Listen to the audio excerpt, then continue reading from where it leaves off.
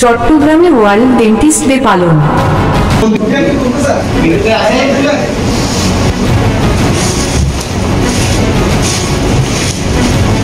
অনুষ্ঠানের মাঝখানে হাতাহাতি ও হট্টগোল।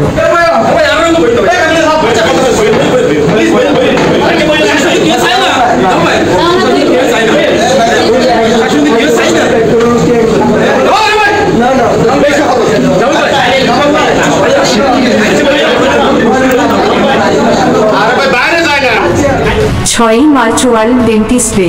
প্রতি বছর এই দিবসটি বিশ্বের বিভিন্ন দেশের মতো বাংলাদেশেও নানা অনুষ্ঠানমালায় পালিত হয়। তার ধারাবাহিকতায় বাংলাদেশেও দিবসটি পালিত হয়েছে।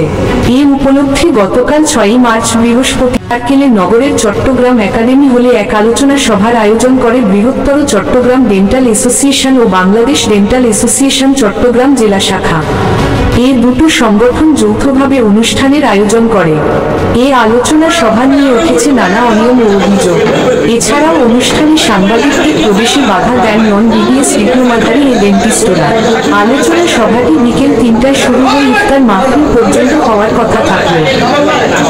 এই কারণে বৃহত্তর চট্টগ্রাম ডেন্টাল অ্যাসোসিয়েশনের সভাপতি জামাল উদ্দিন ও বাংলাদেশ ডেন্টাল অ্যাসোসিয়েশন চট্টগ্রাম জেলা শাখার উপদেষ্টা আর কে রুবেল এর মধ্যে কথা কাটাকাটি ও হাতাহাতি হলে পুরো অনুষ্ঠানে বিশৃঙ্খলা সৃষ্টি হয়।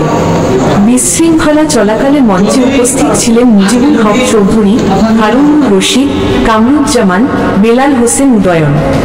অনুষ্ঠান সঞ্চালনা করতে দেখা যায় মনির আজাদ। অনুসন্ধান করে জানা যায় আর কে রুবেল বক্তব্য রাখতে গিয়ে অনুষ্ঠানের সভাপতিকে প্রধান অতিথিকে এ নিয়ে তর্ক বিতর্ক করতে গিয়ে শুরু হয় দুই পক্ষের মধ্যে হাতাহাতি ও ধাক্কাধাক্কি। হাতাহাতি শেষ পর্যন্ত মারামারি পর্যন্ত গেলে অনুষ্ঠান বন্ধ হয়ে যায়। শেষমেশ আয়োজকরা দ্রুত অনুষ্ঠান তড়িঘড়ি শেষ করে অনুষ্ঠান স্থল ত্যাগ করে চলে যায়।